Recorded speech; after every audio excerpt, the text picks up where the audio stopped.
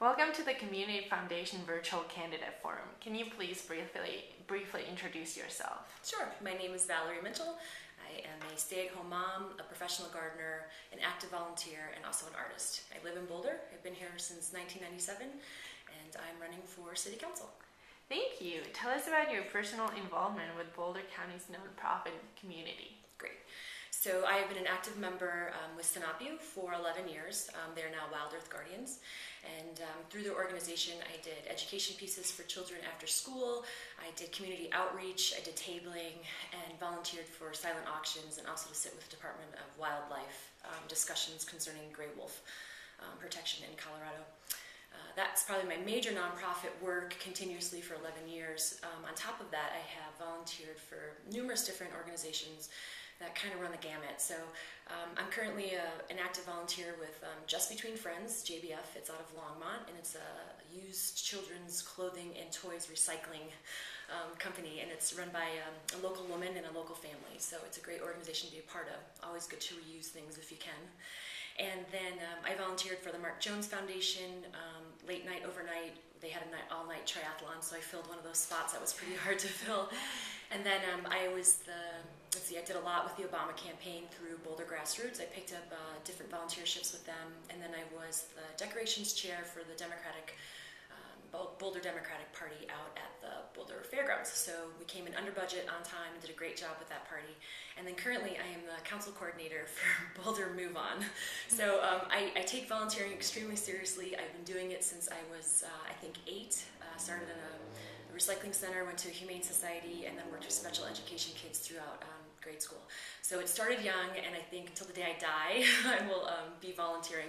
And it's kind of a joke between my husband and I. He really wishes it was a paid position, but I get so much joy out of helping people without getting a monetary, incentive and reward that I think it's quite fulfilling and something that I know I need to do to make myself feel like I'm a vital part of this community, and also just to get out and meet people. It's a great experience volunteering, so highly support it.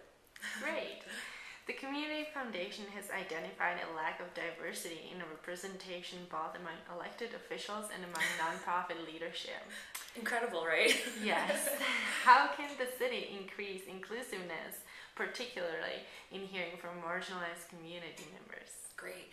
I think, basically the best thing we can do is always build bridges of communication. I think it's extremely difficult for a city council to appropriately find legislation and move in directions without having input from all of the community at large. So I'm actually a working class stay-at-home mom who is a renter who's trying to run for city council, and I don't think that Boulder actually I don't feel like it puts out a feeling that we can't run. We definitely have great campaign refinance or campaign finance reform laws that make it easier for people like myself who don't have a lot of money to run, kind of levels the playing ground. But again, at the same time, I think what I find mostly is this idea that runs around that people say you can't win without a lot of money. And I think that's just false. I think the true beauty of politics is in your platform. And if you're bringing a voice or a direction or an impression to city council that isn't there, that's got to be the most important thing that drives somebody to run for city council. So I guess just trying to find members in our community that are younger or have a different background, a different diversity angle, or just if we can find ways to identify them in the community, give them support, show them how other people have done it, and then really just try and change our attitude towards our elected officials in our city council, because although they are extremely intelligent people on the city council, and no one can deny that, they do not represent one single renter in Boulder, and 50% of Boulder is a rental unit. And to not have somebody on council that understands not only the legalities behind being a renter, but also the psychology that goes into being a renter, I think would bring a great breath of fresh air and insight to the council. So I'm just trying to change it up a little bit. There's no reason why our community can't run for city council. You can make it happen with just a lot of hard work and the right platform. So I think that's the message we should be encouraging. Great. What are your ideas on addressing volatile sales tax revenues, a portion of which is used to support local nonprofits? Right.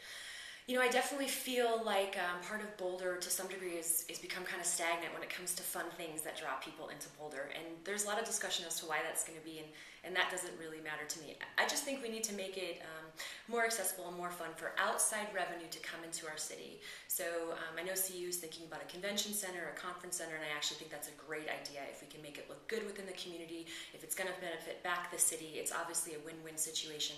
I think more of that is where we're going to put it. But I definitely think bringing outside money into the community. I've worked for so many nonprofits, and I have had to go to Denver and Westminster and all these other places for our meetings. And I think, here's a nonprofit out of Boulder. Why aren't we coming to Boulder and supporting Boulder? So definitely if we can bring a convention center into the city in some way, we're going to be bringing a lot more revenue, outside revenue, into the city.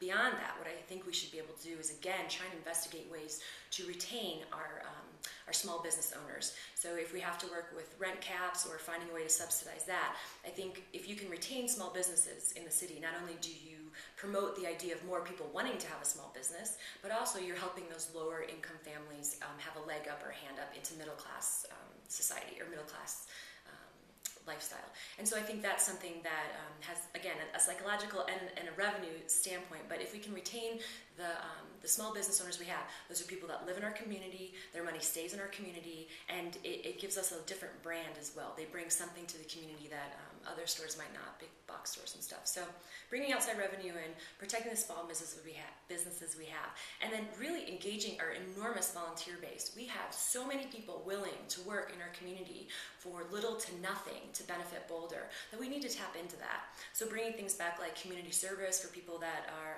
low income and can't afford petty offenses like dog at large tickets, finding ways to get them to benefit through open parks, maintenance, things like that. So again, volunteering, retaining our small businesses, and bringing in outside revenue through a convention center or just more fun activities that are more accessible to more people. Great. Is there anything else you'd like to share with the nonprofit community?